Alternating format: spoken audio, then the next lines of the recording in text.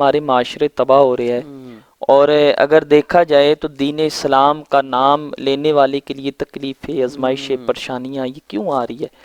تو بات صرف سمپل سی ہے. دیکھیں، جب ہم نے قرآن سے تعلق چھوڑ دیا، ہم نے مصطفیٰ کریم صلی اللہ تعالیٰ علیہ وآلہ وسلم کی جو حدیث مبارکہ تھی ہم نے ان کو پس پش ڈالی. حضور علیہ الصلوۃ والسلام نے ارشاد فرمایا میں تمہیں دو چیزیں دے کے جا رہا ہوں، جب تک ان کو تھامی رکھو گے کبھی گمراہ نہیں ہوگی. فرمایا ایک قرآن ہے اور ایک اہل بیت کی محبت ہے. کہا ان کو مضبوطی سے تھامی رکھنا. میں اس پروگرام کے توسل سے یہ پیغام ناظرین تک پہنچانا چاہتا ہوں. آج دیکھیں ہمارے معاشرے کس قدر تباہ ہو رہی ہے. اگر دیکھے تو بیٹی رو رہی ہے، اگر ماں دیکھے ماں رو رہی ہے، باپ دیکھے تو باپ کی آنکھوں میں آنسو ہے، ہر بندہ سسکیاں بھر رہا ہے. اور پتہ کیا کہتا ہے؟ ہمارے پاس لوگ آتے ہیں، وہ کہتے ہیں قاری صاحب کسی نے کوئی تویز کر دیا، کسی نے کوئی جادو کر دیا. یار کسی نے کچھ نہیں کیا، سب کچھ ہم نے کیا. کہا نا دل کے پھپھولے جل اٹھے سینے کے داغ سے، اس گھر کو آگ لگی گھر کے چراغ سے. آج دیکھیں ہماری بچی ہے، وہ آج گھر سے بھاگ رہی ہے، کورٹ میرج کر رہی ہے. ہم چوکوں میں کھڑے ہو کر اف اف کرتے ہیں. کبھی یہ تو سوچے یہ جو ہے بنا کیوں ہے؟ یہ معاملہ ایسا کیوں بنا ہے؟ یار اس کی وجہ کہیں ماں تو نہیں ہے، کہیں باپ تو نہیں ہے. باپ کہتا ہے مجھے اپنی بیٹی پہ اعتماد ہے، مجھے اپنی بیٹی پہ اعتماد ہے، اور ٹچ موبائل لے کے دے رہا ہے. تو یہ ٹچ موبائل سبب بنا تھا کہ ہمارے معاشرے کے اندر ایک بچی گھر سے بھاگ کر کورٹ میرج کر رہی ہے، اور باپ منہ دکھانے کے قابل نہیں ہے. باپ چھپ چھپ کے رو رہا ہے، لوگوں کا سامنا نہیں کر پا رہا. تو اس پہ دیکھا جائے کہ اس میں غلطی کس کی ہے؟ اگر باپ اپنی بیٹی کو کنٹرول کرتا، اپنی بیٹی کو قرآن و حدیث کا درس دیا ہوتا تو یہ نوبت نہیں آنی تھی. حضور علیہ الصلوۃ والسلام کی ازواج تشریف فرمائے، اور آپ کی بیٹی بھی حضرت فاطمہ الزہرا سلام اللہ علیہا وہ بھی تشریف فرمائے.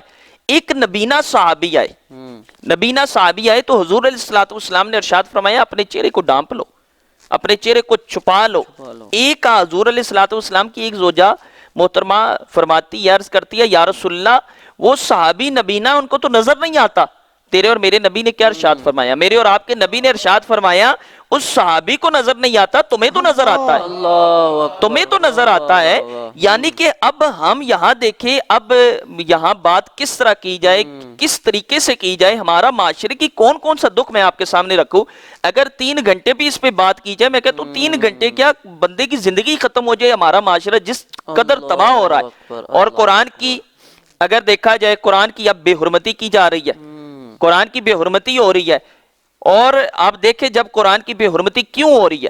مسلمان کا ایک نام تھا، مسلمان کا ایک وقار تھا. آپ کو اس چیز آپ تاریخ اٹھا کر پڑھے نا، مسلمان جس مقام سے گزرتا تھا کافر کی ٹانگیں تھر تھر کامتی تھی، اور کافر یہ مجبور ہو جاتا تھا یہ جملہ کہنے پہ کہ غیرت مند مسلمان آ چکا ہے.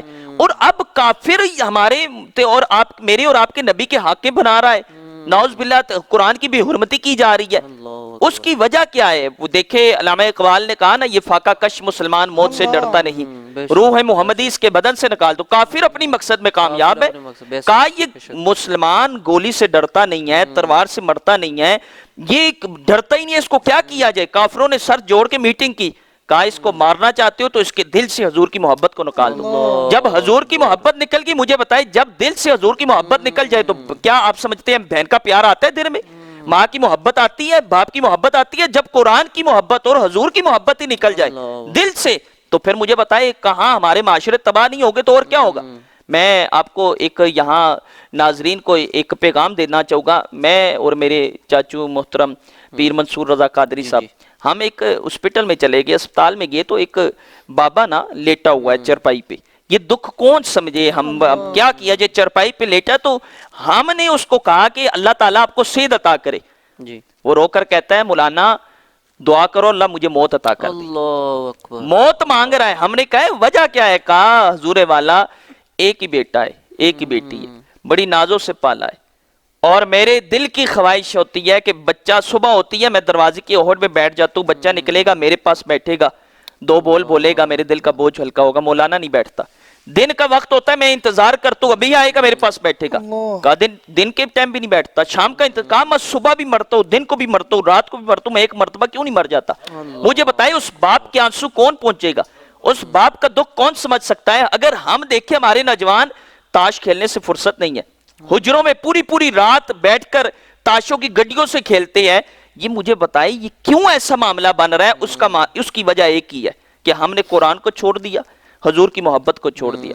جن کے اندر قرآن کی محبت ہوتی ہے، اسلام کا پیار ہوتا ہے، اللہ اکبر، صلاح الدین ایوبی کا نام تو سنا ہوگا۔ صلاح الدین ایوبی کو کسی نے کہا کہ کافروں نے حملہ کر دیا ہے، صلاح الدین ایوبی نے پتہ کیا کیا؟ سجدوں سے رب راضی ہوتا ہے، درود پڑھنے سے مصطفیٰ کریم راضی ہوتے ہیں۔ صلاح الدین ایوبی سے کسی نے کہا حضور والا کافروں نے حملہ کر دیا، آپ نے کیا کیا؟ سارے سپہ سالار جو تھے نا، جو فوجی تھے، ان کو اپنے اپنے مورچوں پہ کھڑا کر دیا، اور خود پتہ کیا معاملہ بنا؟ مسلح اٹھایا، کندھے پہ رکھ کر مسجد کا رخ کر دیا، مسجد میں گئے اور مسجد میں مسلح بچھایا، ساری رات رو رو کر دعا کرتے رہے، مالک میرے جملے سنیے کا کتنے درد والے ہیں، کہا مالک میرے بس میں جو تھا میں نے کر دیا، عزت دینا ذلت دینا تیرے پاس ہے، اے مالک کرم کرنا۔